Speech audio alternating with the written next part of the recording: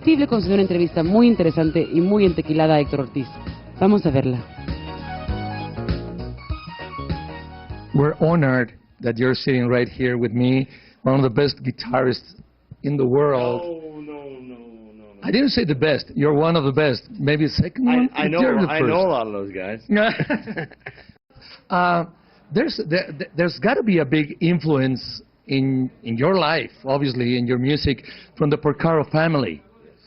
Can you tell us a little bit about it? Well, I mean, I grew up with those guys. I mean, like, I went to high school, Grant High School in North Hollywood at, what was it, 1973?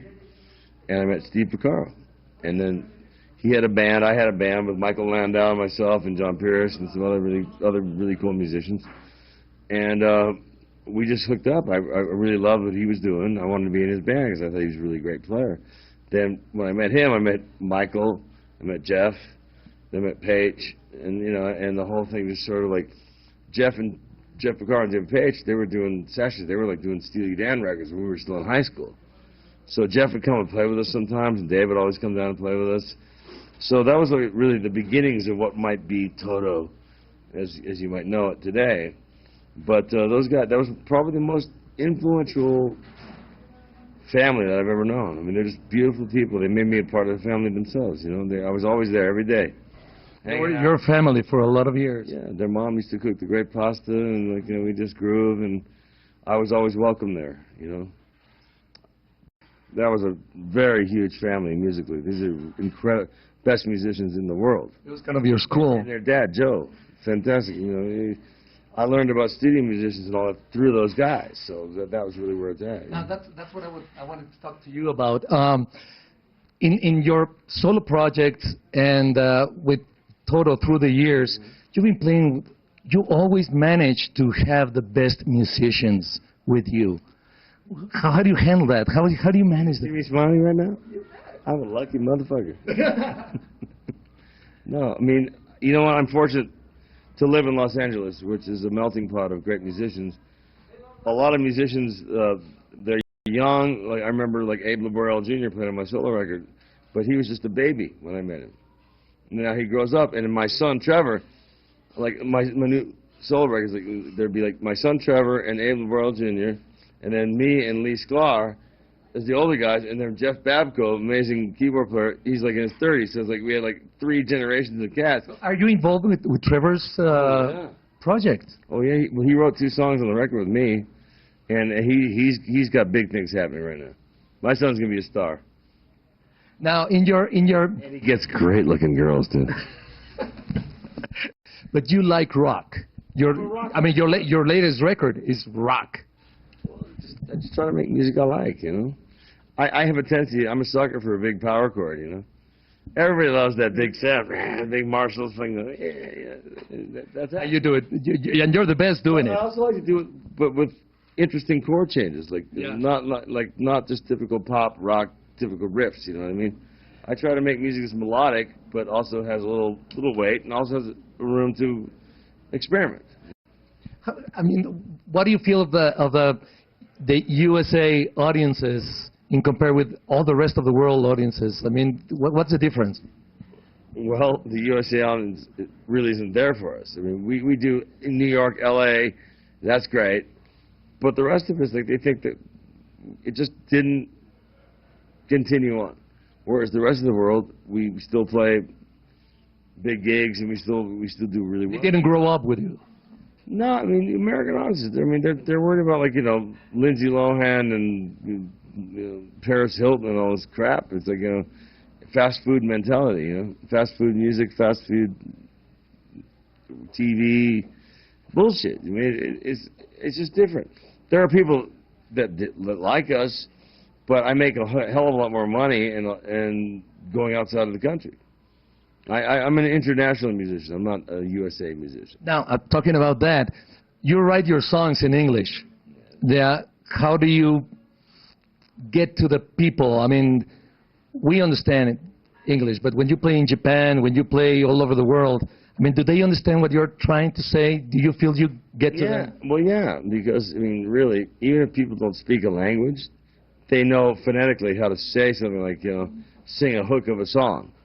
like Africa or Hold the Line. I mean, the songs that they know, even if they don't understand English per se, they understand the music. The music cuts through all that. No matter where, I played every place in the world that's civilized. And, you know, people get that. Music is a great bonding thing for people.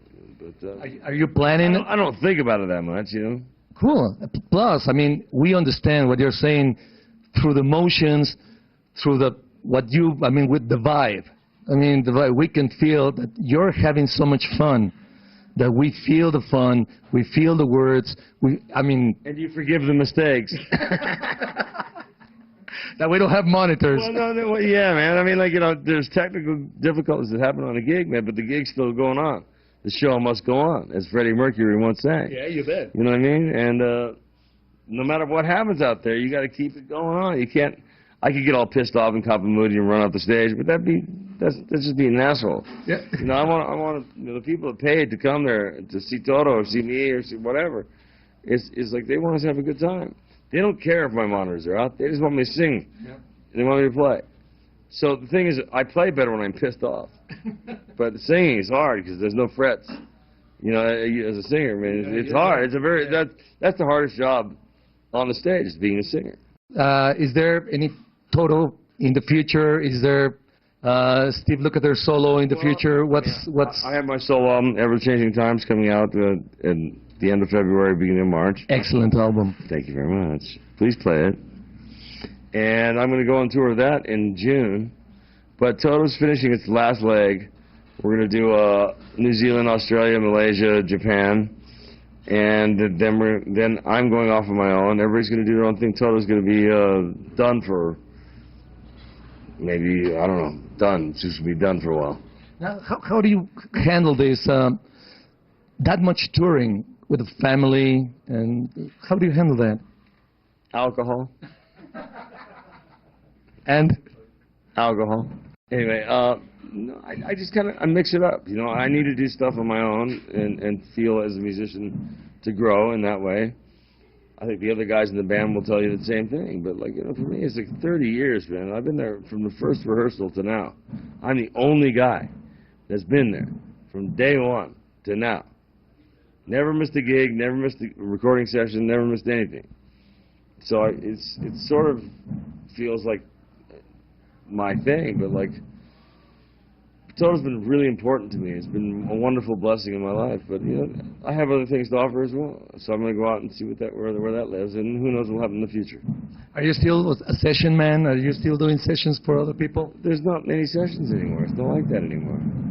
It's just not like that. Like the old days, I was the last group of guys that had the real session players, where every day you're working with a different rhythm section, you're working with a different artist, with a great producer in a great studio, big budgets, and everybody's making money, and we're just grooving and hanging. Now it's file sharing. Somebody sends you a CD for your Pro Tools when you get home. I don't have a studio in my house. I have a studio, a commercial studio, a Steakhouse, which is a great studio. Big knee board, you know, the whole thing. It's a real studio. Mm-hmm. It's not like some home recording thing. But when I go home, I want to go home. I don't want to work at home. I have home, my children, my wife, my family, and then work. Where's home? Well, I have a place in Los Angeles and a place in La Quinta, which is near Palm Springs. So, like, depending on what mood I'm in, that's where I go. When I was 1977, I went to the first Hard Rock, which is in London, when I was playing with Boz Scaggs. It was the only place you get a decent hamburger in London. I never knew it was going to turn into a multi-billion-dollar business, but I'm very honored to be one of the first people here. You're the first. I am the first, okay? I love that. Being first at something is really cool. You bet. That's really cool. I'd like to thank all of you who know me or don't know me.